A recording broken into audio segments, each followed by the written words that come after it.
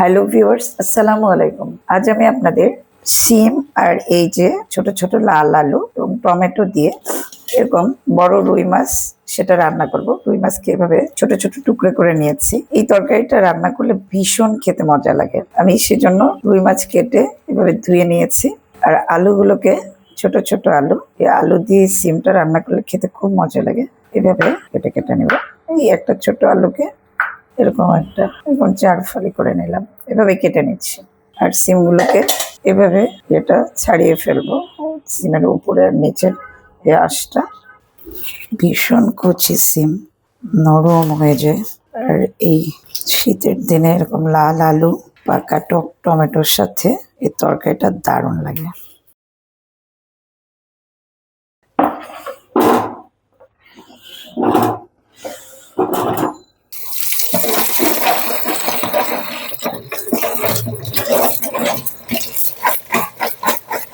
আমি এখন রান্নায় যাব, এই জন্য আমি চুলায় একটি কড়াই দিয়েছি। কড়াইটি গরম করে তার মধ্যে 4 টেবিল চামচ তেল দিয়ে দিলাম। তেল গরম হলে মধ্যে আমি 2 টেবিল চামচ পেঁয়াজ কুচি দিয়ে দিলাম।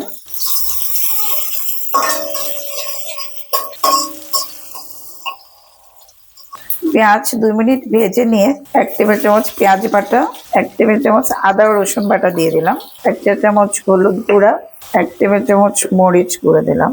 চুলার আঁচটা একটু কমিয়ে দিচ্ছি, না হলে মশলা পুড়ে যাবে। 1 টেবিল চামচ ধনে গুঁড়া দিলাম আর 1 চা চামচ জিরা গুঁড়া দিলাম।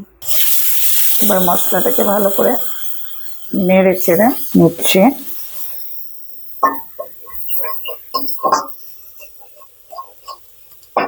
তেল যখন মশলার উপরে উঠে গেল তখন আমি এই সিম আর আলু দিয়ে দিচ্ছি।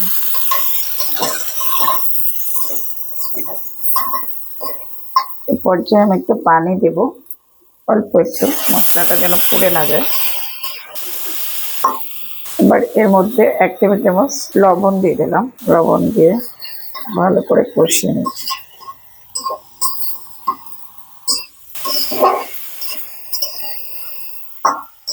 এবার আমি এর মধ্যে মাছও দিয়ে দেব।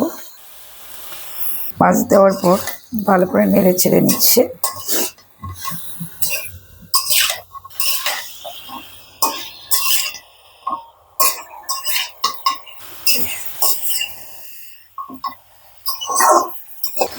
তিন চার মিনিট আমি কষিয়ে নিলাম। এবার আমি এর মধ্যে পানি দিয়ে দেব।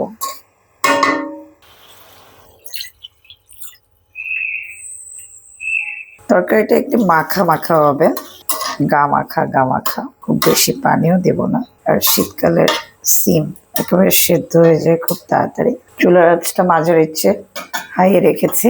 এবার আমি ঢাকনা দিয়ে দিচ্ছি। সিমের তরকারিতে আমি 2টো টমেটোও দিব, এর জন্য পাকা টমেটোকে এভাবে কেটে নিচ্ছি। 10 মিনিট পর ফিরে আসলাম। এইরকম তরকারির এই পর্যায়ে আমি সেই কেটে রাখা টমেটোগুলো দিয়ে দিচ্ছি।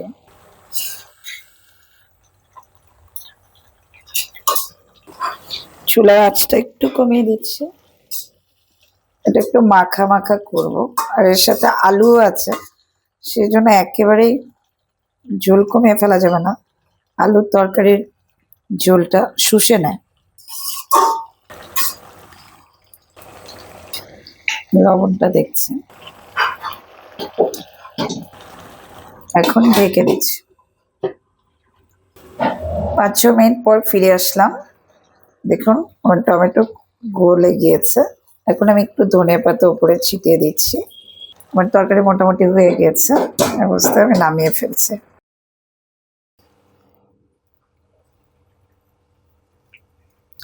শীত প্রায় শেষ হয়ে যাচ্ছে। এই তরকারিটা সিম আলু এভাবে রান্না করে দেখুন, খেতে ভীষণ মজা।